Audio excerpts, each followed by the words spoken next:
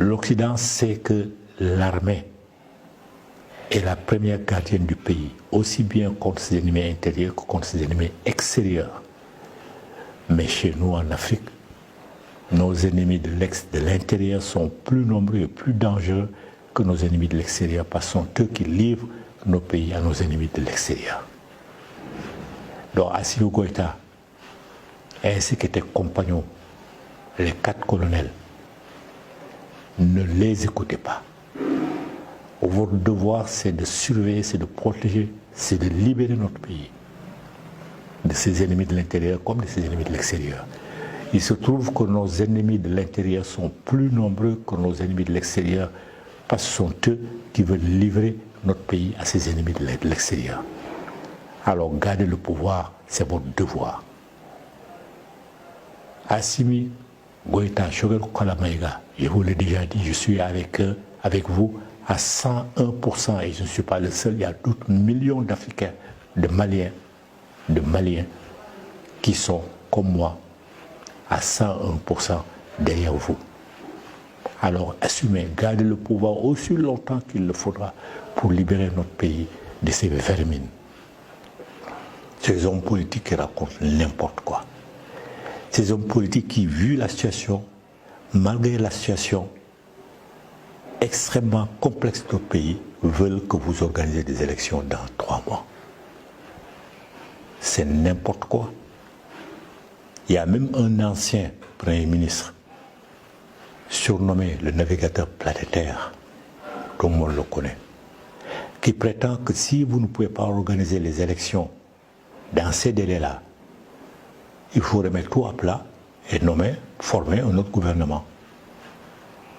Où sont passées ces capacités de réflexion qui l'ont amené à mériter le titre, mériter ou pas le titre de navigateur planétaire?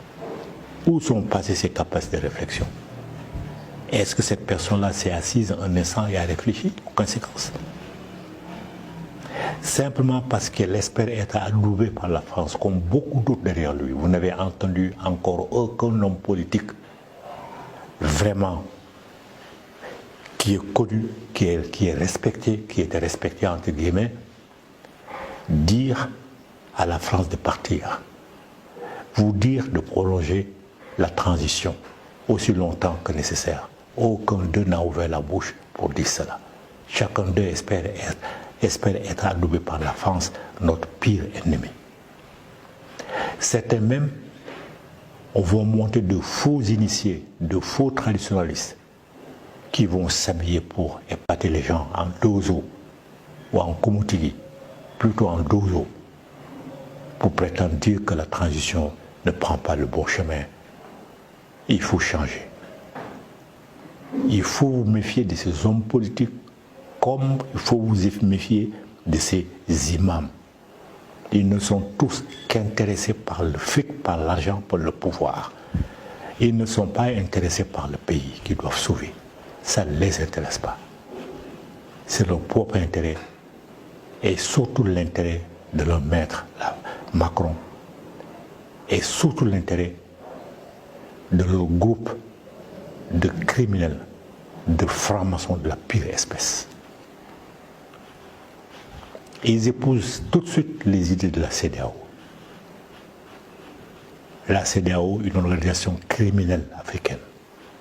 La CEDEAO ne s'intéresse pas à l'Afrique. Et je vous le rappelle, la CEDEAO, c'est communauté économique. Ils sont transformés en communauté politique à l'insu de tout le monde.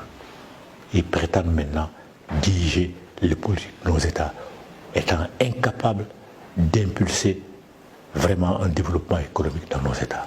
Ils en ont été incapables. Incapables au point d'accepter que Macron nous traite de pays pauvres. Alors qu'ils savent, leurs intellectuels savent, que les vraies richesses d'un pays sont les richesses naturelles, dont nos pays regorgent. La France n'a rien. La France n'a que ces 2 mamelles, l'agriculture et l'élevage. C'est de ça d'ailleurs qu'elle s'est vantée dans les années 60, même jusqu'à 70. La France n'a rien.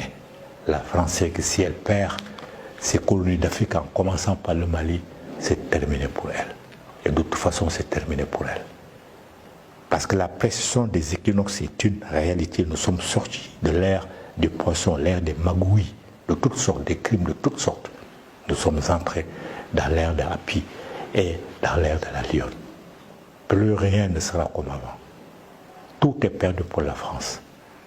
Alors ces serviteurs de l'intérieur, ces traîtres maliens, peuvent gesticuler comme ils veulent. Rien ne sera comme avant.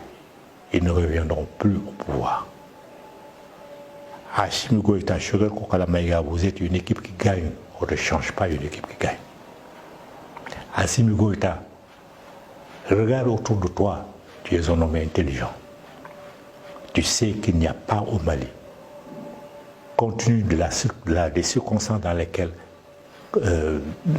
vit notre pays, il n'y a pas un seul homme qui ait la capacité, les capacités intellectuelles de Choguel Kokala Maïga, qui ait le courage de Choguel Kokala Maïga, qui ait la volonté de Choguel Kokala Maïga de libérer notre pays. Il n'en existe pas.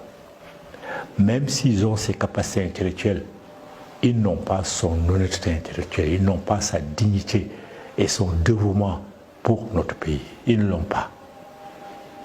Alors, il ne faut pas écouter ces fumiers-là qui proposent de remplacer Choguel Maïga, qui crient à corps et à travers, à tort et à travers, à corps et à cri, qu'il faut remplacer Choguel Kokala Maïga. Par qui?